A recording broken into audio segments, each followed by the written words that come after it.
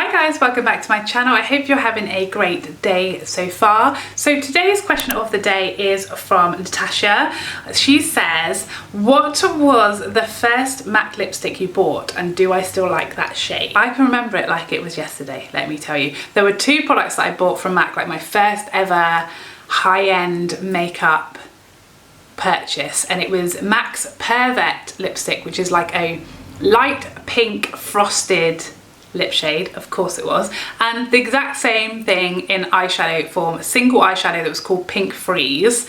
That was my go-to. Foundation, Pink Freeze on the lid and Pervert on the lips, and I was good to go. Paints quite a picture, doesn't it? So glad there was no social media in those days because photos don't exist, thank God. So today I'm doing the follow-up to my 10 brands 1 product video that I did. I'll put it up here for you, hopefully, if I can figure out how to do that, because I haven't as yet. But I did that video where I talked about 10 brands that I own a lot of makeup or have tried a lot of makeup from, and the one product that stands out to me as their like best product, the product that best represents each of those 10 brands. And today I'm going to be doing the dud from each of those 10 brands. The product that I just do not recommend in any way, shape or form to anybody from those 10 same brands. We've done their highlights, their pride, their joy, their standout product. Today, we're going to the dark side. So first up, Anastasia Beverly Hills. Love the brand, love a lot of stuff from them. Foundations, we're talking eyeshadows, we're talking bronzes, blushes, highlights. There we go. Oh, brain fart. One thing I don't love from ABH is their lip products. Tried a couple of their lipsticks, tried one of their lip glosses. Just not my kind of products, not my type of formulas, not my favourites in my collection. So if you're going to skip something from ABH, skip the lip product, blah, blah, blah, because I just don't feel like they're their best products. I feel like they can do better lip products, so that would be the thing for me that I would pass on from ABH. Next up, Fenty. Ooh, controversial. I mean, Fenty is an overall brand I love. I'm always excited for what they bring out. I feel like they're innovative. I think they bring out products that other people don't. You know, their cream bronzers and blushes, that range, people aren't doing that. Who's doing that? Their bronzes, their blushes, their highlights, their foundations, love it all, love it all. But they do have some misses in their collection. They do have some products that people didn't love. I still don't think they've got their eyeshadow formula down yet. Yeah, Mascara, loved it. Loved it. The thing that I would skip on from Fenty, the product that I did not love and wouldn't recommend from Fenty, is their concealer. I didn't love it. It was creasy on me and heavy looking under the eye. I feel like a lot of Fenty products are also super good value for money. That one I don't think it is. So that is the product from Fenty that I would say you're better off without. Pat McGrath. Oh, it's hard because Pat can do very little wrong in my eyes. Pat, she's everything, isn't she? And her products are everything. Eyeshadows, got it on today. Her mascara, bomb AF. Foundation, love it. Lipsticks, love it. I didn't realise how much Pat McGrath I had on today until we started playing this game. It's clear. I love a lot of Pat McGrath. I love it. I'll have it coming out my ears. I'll die buried in it. It's got a bit morbid. I love her, love it. You get it, you get it, you get it. Shh, shh. One of the products I didn't love, like I barely use anymore, is her loose powder. The powder itself is fine. It's not spectacular, but it's fine. The packaging is not fine. It's not okay. It's not Pat's, it's not up to Pat's, it's not good enough for Pat. Pat deserves better, you know?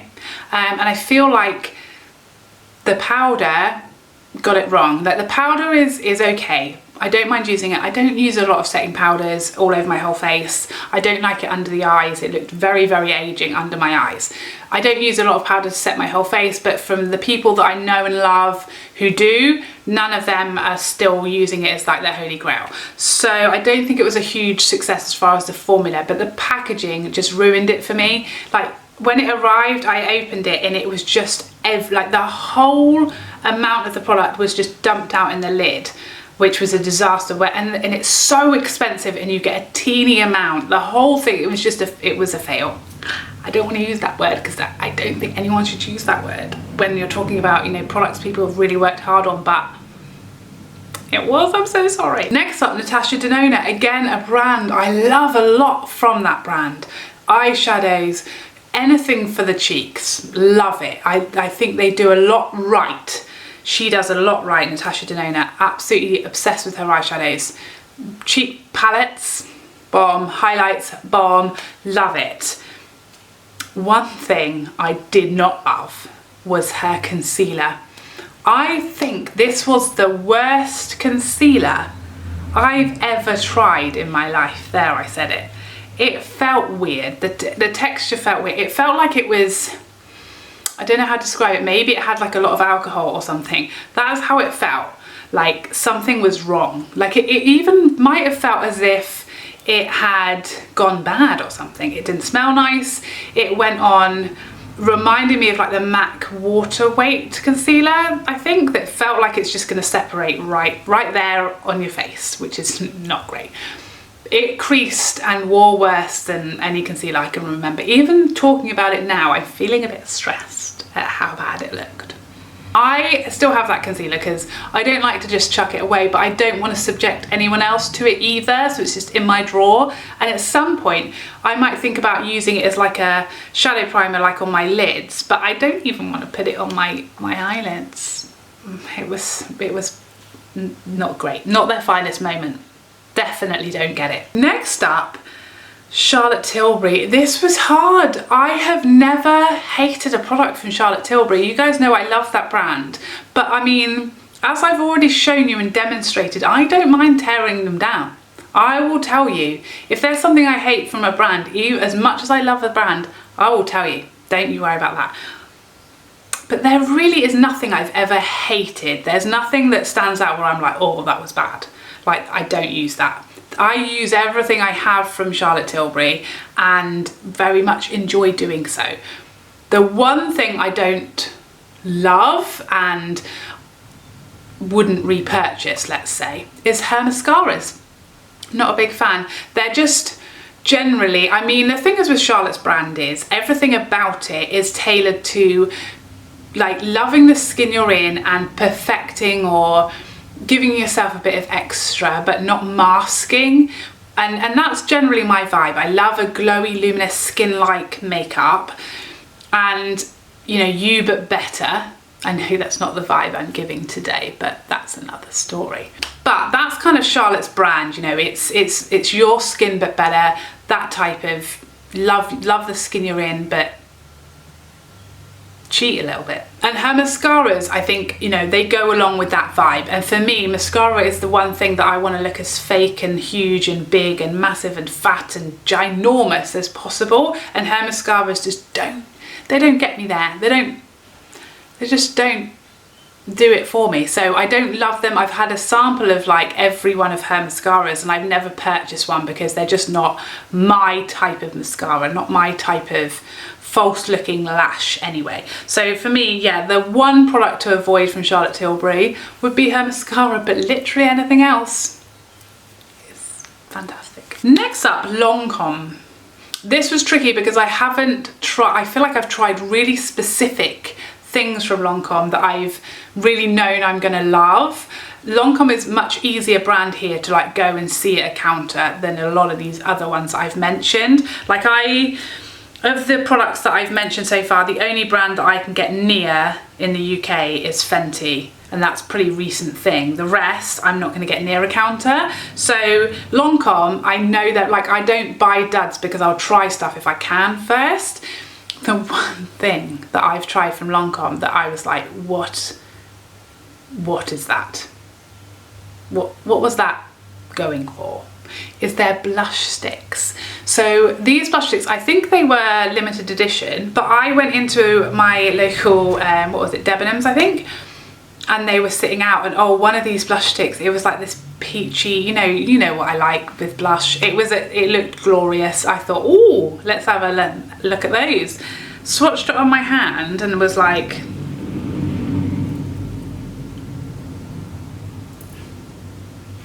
no, nothing there, nothing. And I know what you might be thinking, you know, it's been used, it's a tester, you know.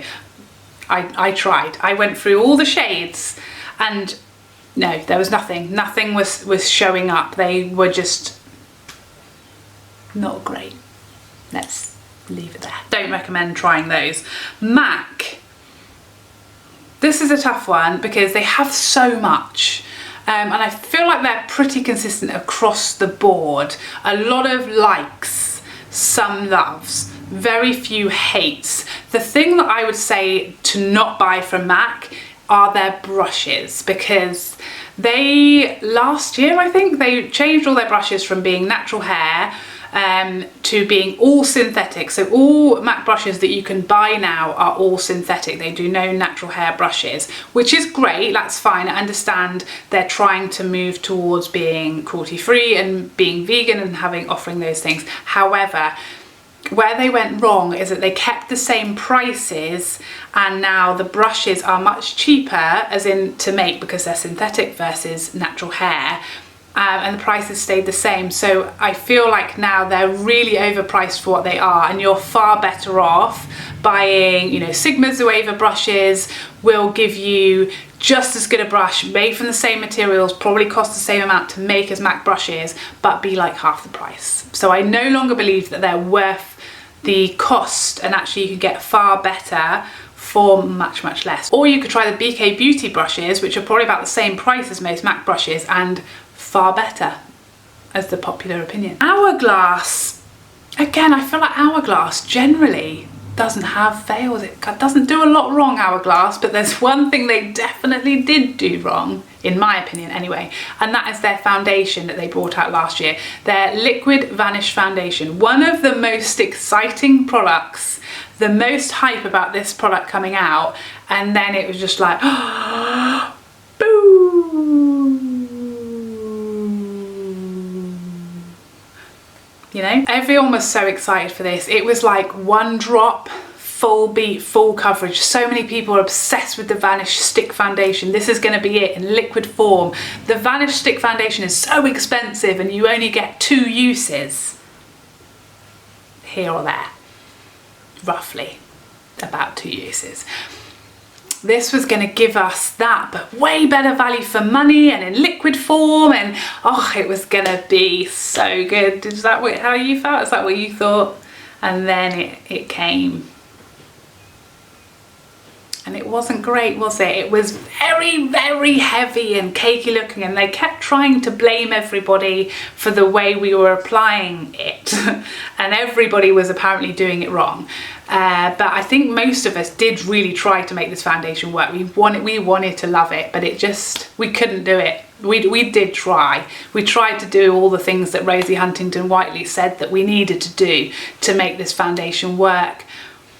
But it really didn't. And I think even those YouTubers who at the time said they liked it and had managed to make it look good, are any of them using it still now? Any of them repurchased it? Don't think so. Best off out of it, that's what I'm saying. Next up, Laura Mercier. I have had some hits and misses from Laura Mercier, but generally I love it. I love a lot of her products, blushes, foundations. Mascara wasn't a love for me. Bronzers, lip products, she's got some great stuff, and actually the products I don't love from Laura Mercier, I think that's an unpopular opinion. So lots of people love her mascara, lots of people love her concealer. I don't love either of those products, but it seems that I'm the odd one out in both of those feelings. However, this product, I'm going to show a picture of it up here because I don't own this anymore, because it literally immediately I got rid of it. It was one of the worst purchases probably of my entire life, if I'm honest. It was awful. This is the Bronzing Veil, and I know she's repackaged this recently as, I think, in a different, like as a highlight. This was advertised on her website and on the websites where it was sold as being a bronzer.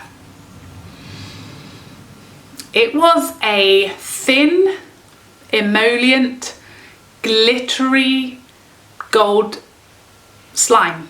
That's the word I'm gonna say. A slime of sparkling, glittery gold. Orange, in fact. Gold it was orange. An orange glittery sheen was what it was. I don't know about you, but that's not what I'm looking for from a bronzer. The packaging was beautiful. It was I thought when I bought this, it was going to be the answers to my Soleil Tan de Chanel but darker prayers, and really, no, it wasn't. It was not. It wasn't going to bronze anybody. It wasn't a bronzer. I felt misrepresented. I actually tried to send it back saying it was like in no way can you tell me this is a bronzer, which is what I paid for. And I can't remember who I bought it from now. We're not allowed to return makeup in the UK, but they were very good. I think they said like the usual, we can't let you return, like we can't return makeup that you've used, but they gave me like a 20%, or they gave me a voucher or something, so I got like 2/3 of my money back, something like that. But yeah, not the finest from Laura Mercier, definitely a dud. And last but not least, Nars. Now Nars again, it's a hard one because I have a lot of loves from Nars. Foundations, lip products, cheek products, love it. And I wouldn't say that I hate or have had a terrible experience with anything from Nars. There's nothing that I'm like, that was a disaster, it was awful. You guys know I'm not a big fan of Orgasm blush. I know lots of people love it, but it's not my type of blush. But I can appreciate that lots of other people love it. So the one thing that springs to mind from Nars, not because I hate it, but because I don't really see the point of it, is their Glow Booster. I feel like it just really needed to be much glowier for it to serve its purpose. I think once you mix it in with foundation, the effect is pretty much non-existent, and you can't use it, as they say, over, well, you can do whatever you want, but as far as it being like a contender for the Charlotte Tilbury Hollywood Flawless Filter, it's nowhere near as glowy. I did a comparison with the two side by side when it first came out. The Charlotte Tilbury is so versatile because you can use it as a primer, you can mix it with foundation, use it under foundation, and you're still going to see a lot more glow from it. And you can also use it as a liquid highlight, so it's super versatile, good value for money for that reason. The Nars is like, unless you're just putting that on your face for a subtle glow on a no makeup day, you're just not going to see it, really. So for me, that is like the least necessary product that I can think of from Nars. Don't hate it, just don't love it, and therefore it's the one that I'd say, you know, give it a skip. Give it a skip. Treat yourself. Give it a skip, get one of their blushes instead, get one of their primers instead, try Orgasm X blush, try, you know, their bronzers. There's better products that you could definitely try first from Nars before the Tinted Glow Booster. So there you have it. Those are my 10 products to skip from these 10 brands. Tongue twister. I hope you enjoyed this video. I'd love to know your fails from these brands and what you think we should skip from them and what you love from them. Let's try and make it a bit more positive again, you know?